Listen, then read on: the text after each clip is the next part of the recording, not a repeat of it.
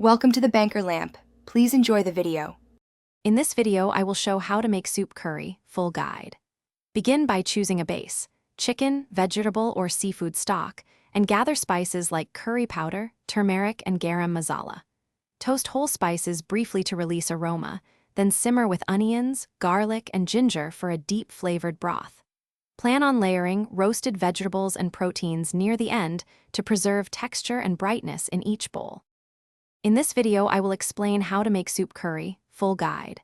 Measure spices like curry powder, turmeric, and chili flakes, and chop onions, garlic, and ginger finely.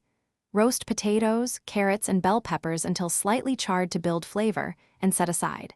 If using chicken, sear pieces briefly to lock in juices. Keep toppings and garnishes ready so you can finish bowls quickly and attractively when the broth is done.